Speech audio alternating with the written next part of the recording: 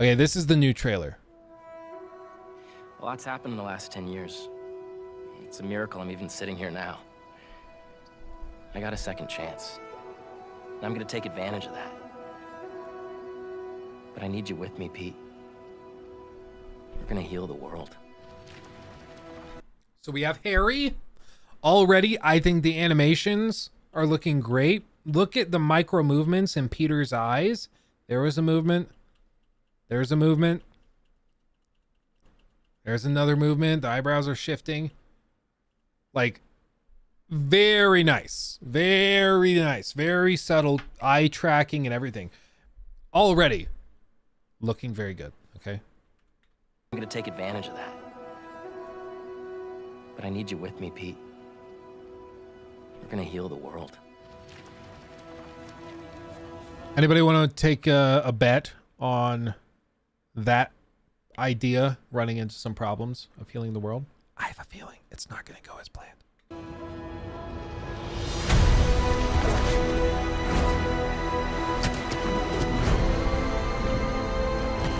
Hey guys, this is my best friend Harry. Hey, good to meet you. New job, huh? Still gonna have time for tutoring? We'll figure it out. Would have been way funnier if still gonna have time for that thing we do together. Are you gonna have time for the thing?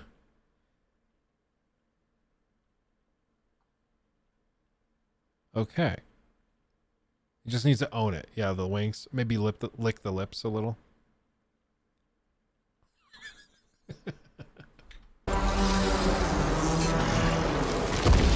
I didn't know there were bears in these woods. That has two meanings. Hey MJ. Oh, dude, the wingsuit actually looks low-key fire. I think at this point, Insomniac has demonstrated they make some really impressive stuff. My opinion of the last couple of Spider-Man games from them is that they're really, really impressive. I just think that they're really good within the main story. After the story's over, it's like, okay, well, not much to do. There's collectathon stuff, but that to me has never been that captivating. My buddy Michael, he 100% completed the original Spider-Man on the PS4 Pro, and he was like going crazy. We were in that old college house together when he was doing it, and he was just like, I could hear him yelling from the kitchen. I was like, he's like, this is the 50,000th time I've stopped this car from flipping over, because it's just copy and pasted all through the city. So one of the things I'm looking for is hopefully more side content that keeps things a little more interesting other than just dynamic copy and pasted events. I think that would be great. I have another name for you. Craven. He's here on some kind of hunt. No, if you need me, I'm just a call away. Lee, you don't know what you took from me. All Miles talks about is how to be a better Spider-Man.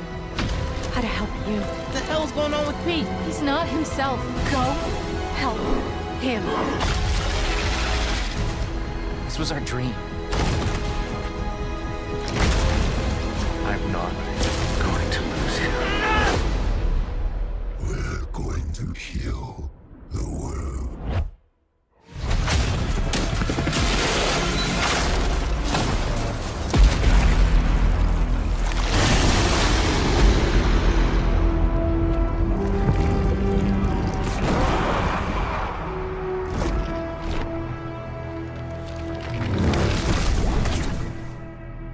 October 20th.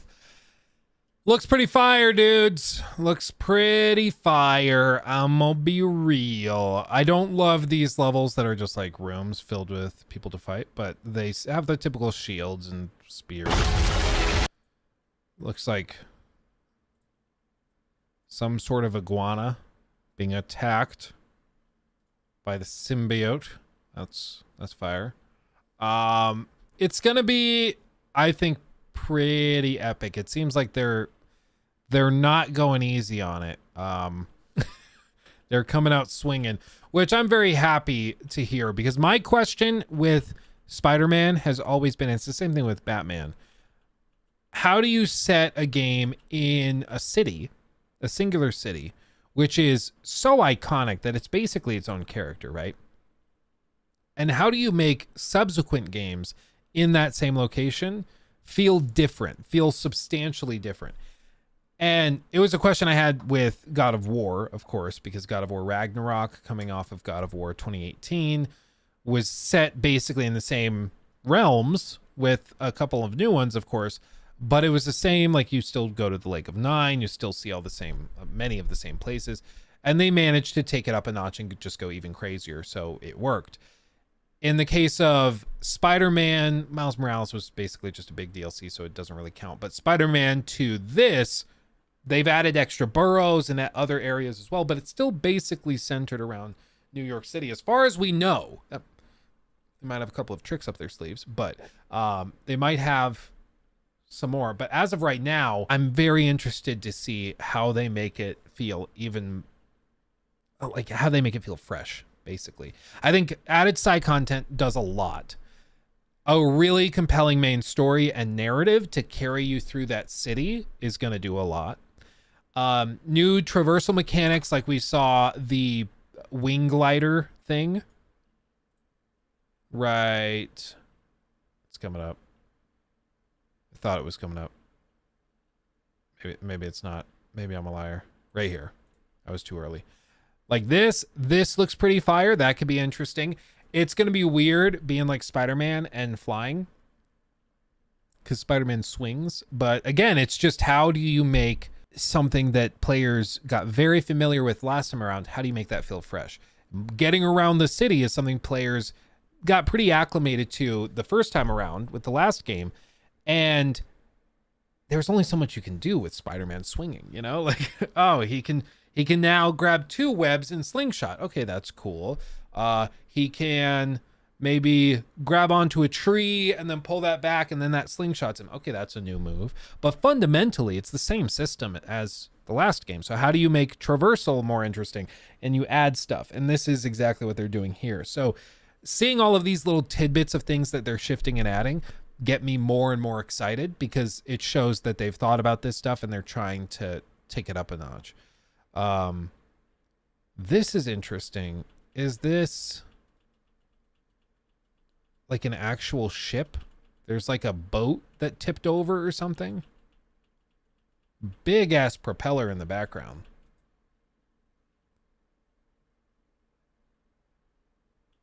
And stuff like this looks fire. The Venom stuff's gonna be crazy. I'm guessing they let you play as MJ again. With this little clip here, I'm guessing that they have sequences where, like, you're playing as MJ and you have to run away from Venom, with Peter calling for you and stuff. There's going to be all sorts of stuff. But Insomniac's crazy, dude. Insomniac as a team are very, very impressive. They don't miss.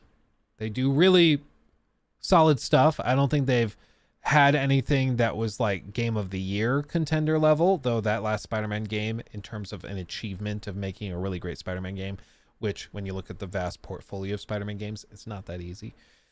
I thought that was really, really impressive, but this could be their magnum opus, and I would love for it to be. They also announced, at the same time as dropping that trailer, a new limited edition PS5 bundle. Some people are loving this. Some people find it a little underwhelming. I want to know your thoughts in chat. Because I think it looks as good as I would have expected it to. Basically, it's just a PS5 with a unique shell and then a controller, a black controller with the logo and a slight color scheme on the side. And then, of course, this is the bundle. So you buy the console, it comes with the code for the game, blah, blah, blah, like we have seen before. I don't know what other people were expecting. Like, I saw some people saying, oh, I'm a little disappointed.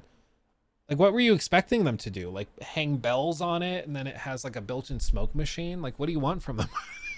You know, like what do you want? I think, like, Sam says, especially we can buy the plates separately. Well, yeah, and the moment any of us like saw that you can remove the plates from the PS5 and swap them out, I think it didn't take a genius to figure out that this was going to be where they're going. Like, they were going to find a way to just quickly mass produce a PS5 and then you can just swap out the plates. Way easier than having to completely have a separate molding and stuff for the bigger PS4 Pros that they had last generation, which were a little more elaborate than this. This, it seems like it's just the hard shell on the outside that they swap out.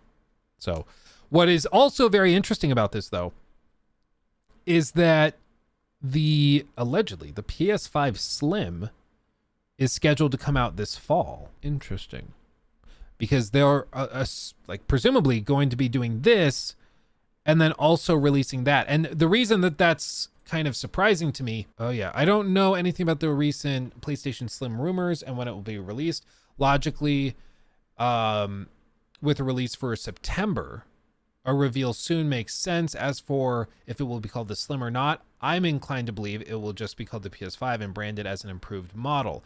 It's my understanding that this new model will completely replace the current PS5 with the last units hitting shelves by the end of the year.